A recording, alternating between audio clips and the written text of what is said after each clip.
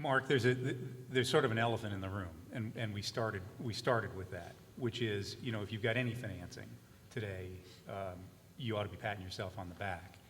There's been a fundamental shift in where the money's coming from. So it used to be, and the reason Solutia was such a shock to everyone is, come on, it's Goldman and Citi leading the deal, and they hit a MAC. Nobody had ever heard of that before.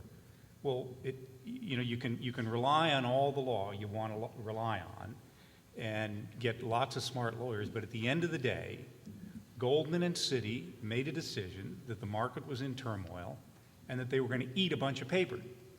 And they said, you know what? It's cheaper to litigate than to eat the paper because the market's moving so much and spreads were so wide, they didn't want to do it.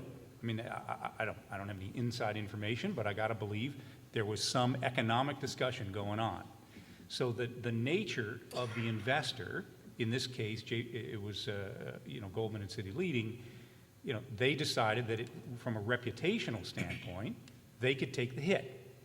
Now, I mean, people in this room, I'm sure, were shocked when it happened, and they took a reputational hit, but they were willing to do that. Fast forward to today, where the investor on an exit is more probably like somebody like us, and